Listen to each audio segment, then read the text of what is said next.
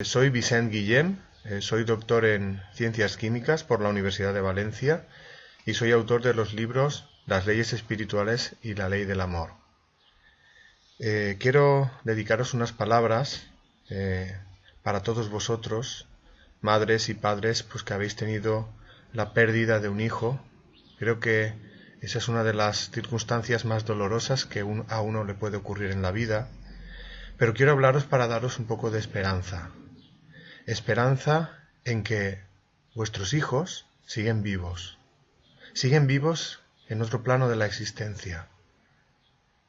Yo en mis charlas y en mis libros hablo de que la vida física no es más que un instante de la vida espiritual y que esta vida espiritual nunca termina, que la muerte, lo que nosotros llamamos muerte, en realidad no existe, solo es una etapa de transición hacia otra existencia menos limitada, en la que todos nos vamos a reencontrar con nuestros seres queridos que se fueron al otro lado antes que nosotros.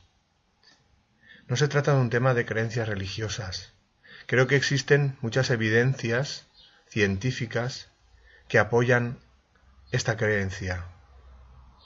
Están los trabajos de muchos investigadores sobre las experiencias cercanas a la muerte. Están los trabajos de investigadores que estudian las experiencias en moribundos. Ahora recuerdo el caso del Dr. Peter Fenwick, neuropsiquiatra del Reino Unido, Sam Parnia, Raymond Moody. Son investigadores que están descubriendo que realmente la muerte no existe, que la conciencia sobrevive a la muerte del cuerpo físico. Por tanto, yo os digo que tengáis esperanza, que creáis en que vuestros hijos siguen vivos y allí donde están desean que vosotros sigáis con vuestra vida, que superéis el dolor, que no sufráis por ellos, porque ellos están bien. Les gustaría que intentarais ser felices, que no sufrierais por algo que no existe, porque la muerte no existe.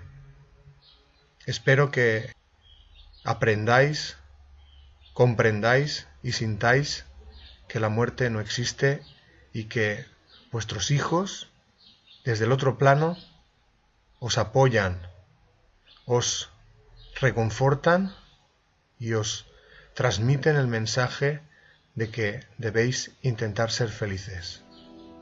Un abrazo para todos.